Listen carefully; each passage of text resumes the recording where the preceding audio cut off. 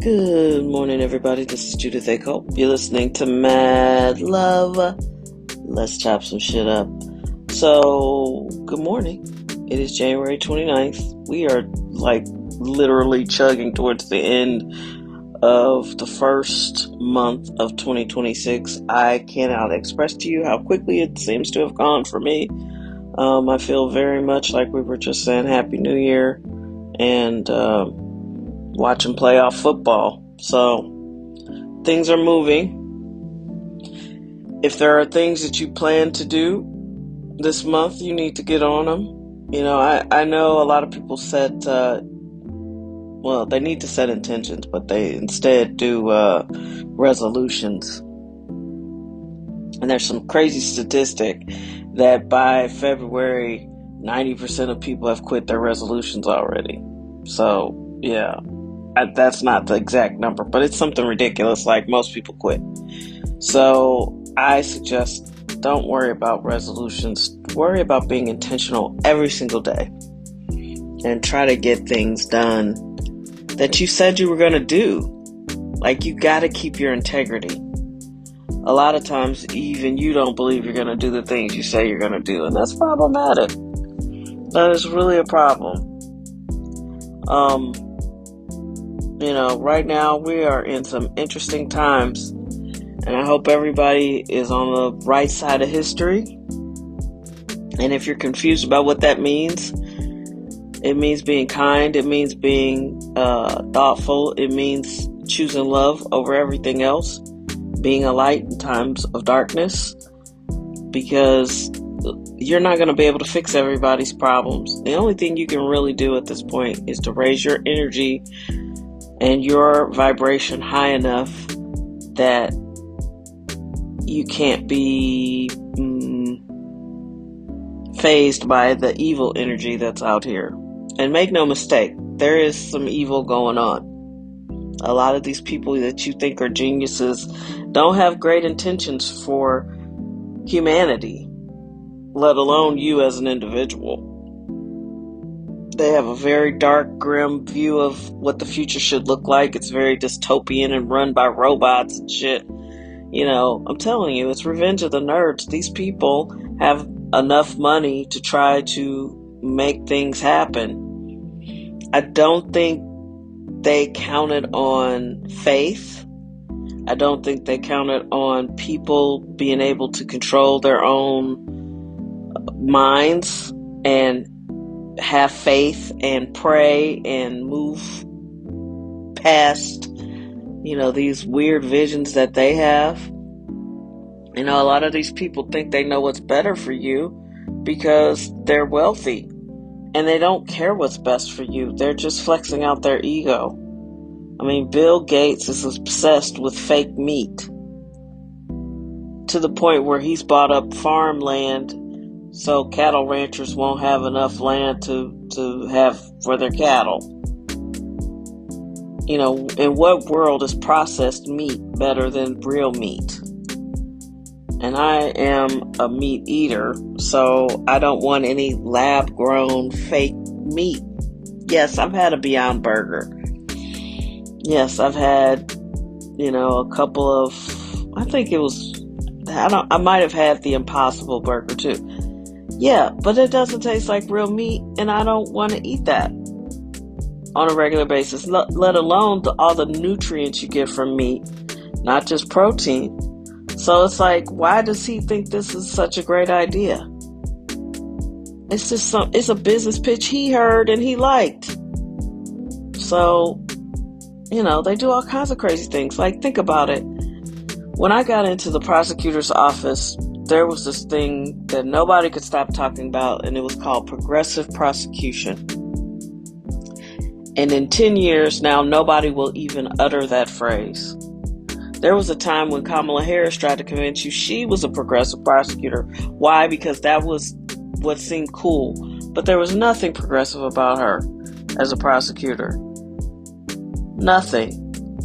A lot of these people are just phony and fraudulent, and they'll say whatever the popular topic is, and they don't even believe it.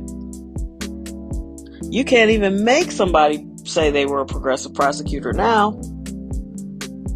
And I think it was a scam, because the whole idea is like, let's give all these defendants, more empathy and the benefit of the doubt, if you will. Or, yeah, they had a rough go. Let's try to be more, I don't even want to say easy on sentencing, but it's like, he was abused and he was raised in the streets, and he didn't have any parents. So he murdered 3 people, but it's okay. Let's try to, give him a fair sentence. It's like, nah. It was weird, extreme stuff, and like juries didn't want to convict anybody. And then the crime started to spike. And then neighborhoods started to really, people started to feel super unsafe. And then there you go. Now you can't even beg anybody to say that phrase. There are people who ran on it, took advantage of it. You couldn't pay them any money to say that, because crime skyrocketed, and a lot of these people didn't have any experience managing an office. They didn't know what they were doing, and they destroyed a lot of prosecutors' offices. And for what? For what? We didn't get anything out of it except a higher crime rate. And nobody can tell me about it, because I saw it work. I saw it not work firsthand, and I think it's dangerous. And I was saying it on this podcast 5, 6, 7 years ago. It is dangerous when a society cares more about defendants than victims. That is a dangerous precedent and a slippery slope. And that's not going to be on the right side of history. So you have to pay attention to the world that you're living in, and stop falling for all of these political phrases and campaigns. These people are just trying to get elected. They'll say anything. It's really frustrating, because people don't seem to have discernment. You need to have discernment. And my last point for today is, I have a sibling who's in hospice. He's very ill. And I feel badly for him, but I also know that his life is the result of a bunch of bad choices. And, I just hope everything ends in a peaceful, non-painful way for him, because, he is suffering. And it made me think, like, how many times do people in a lifetime suffer as a result of their decisions? And to be clear, everything about your life, anything you're mad about, anything you're frustrated about, it's the result of a series or one decision that you made. But it's normally a series of decisions that you've made over your lifetime. The truth is, you have the life that you've designed for yourself. You have. And you have to be accountable for that. I'm not saying beat yourself up or be ashamed or be mad at yourself, but, you have the life that you designed. There was a point when you could have made a decision and you made the other decision. Even if it's something like, well, I didn't know I was going to be in a car accident and have to recover from that. That is probably true, but you made a decision to be wherever it was you were when you had the car accident. Or say you have some sort of illness. You made decisions on how you were going to manage that illness or not manage it. And I think those are just important things to embrace if you want to see any kind of change or improvement in your life. You have got to accept that you made a series of decisions that led you where you were. I was very, very sick 13, 14 years ago. Really sick. I want people to understand, the doctors were like looking at me, and they were not optimistic and they were not supportive.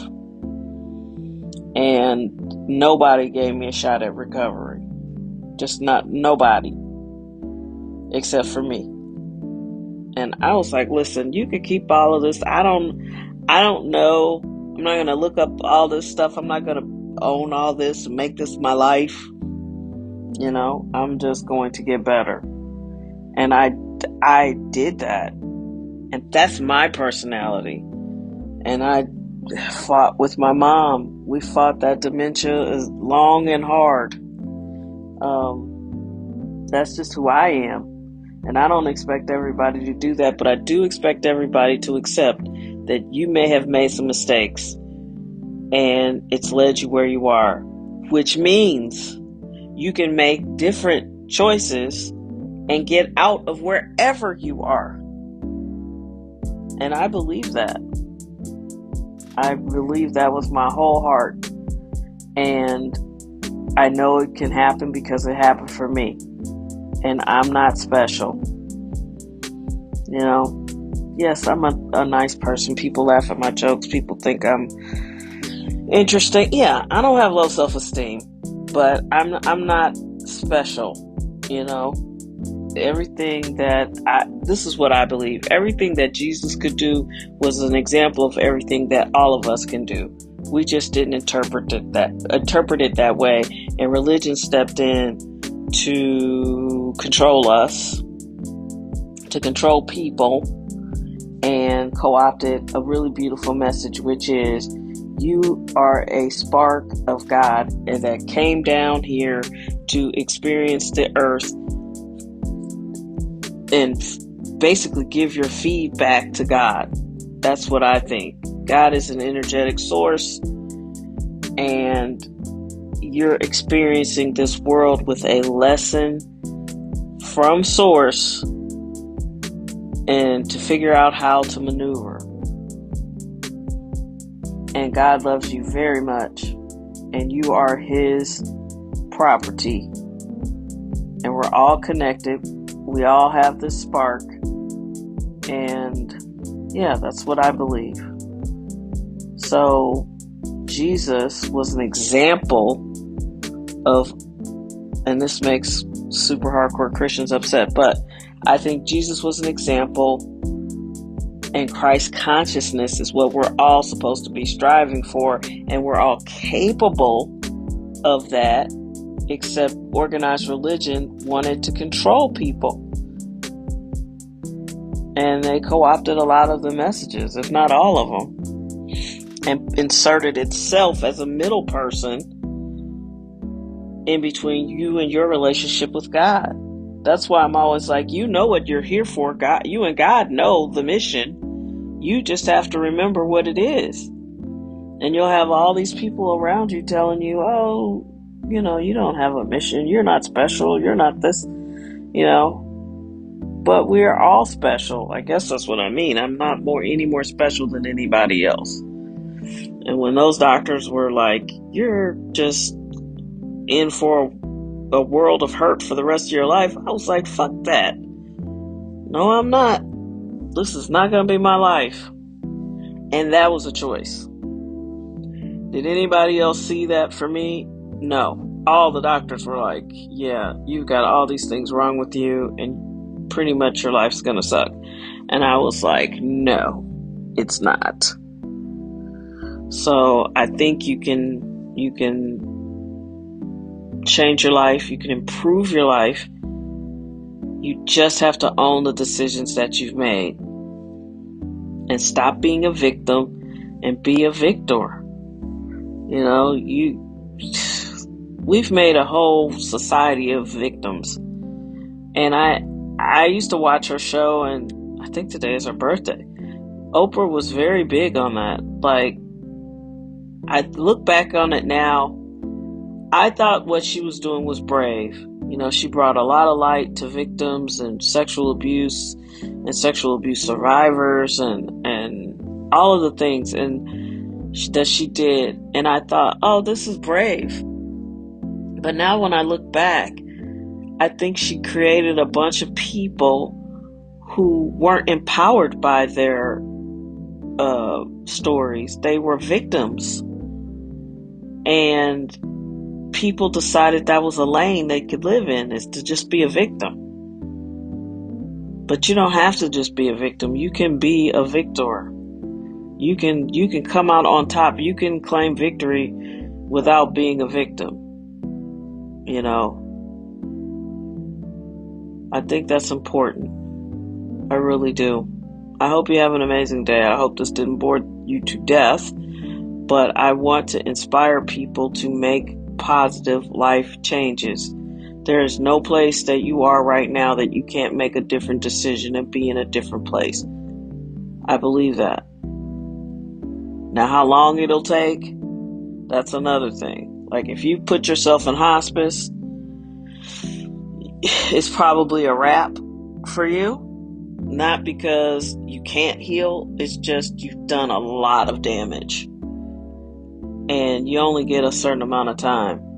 And when your body starts to fail, your organs are failing. Like, when you're an organ failure, that's asking a lot. But, you know, it takes time and effort and energy, and you may run out of time because you've done a lot of damage. But for the most part, I think if you still have a functioning brain, your kidneys and your heart work, yeah, you should be able to pull yourself back to health and safety. I believe that. The younger you are, the better. You know, if we're talking like 70 and 80 and 90 years old, yeah, no. Sorry. I know a lot of rich white men are trying to live forever and all that, but the majority of us are going to be headed out at some point. And that's fine. We've all lived lives, and, you know, if you get to your 80s and 90s, yeah, it's time to go. Only white men want to live forever. I promise you, there's these guys on the internet who are, I'm going to live to 125. I'm going to live to 200. Okay. Only white men would want to. Only rich white men would want to. Because this has been a tough road to hoe, as my dad would say. So, hang in there and know that change is possible if you want it. But I think more than that, you got to hold yourself accountable for the decisions that you've made. And that's not to beat yourself up. It's just the first step to healing. And even if your journey doesn't include, you know, miracles, you need to do that first step to heal, even if it's to leave, even if it's to transition. But you got to own how you got to where you are. We all have to do that. Take care. Have a good day. Have a great day. Be impactful. Be kind. See you back here tomorrow. Thank you.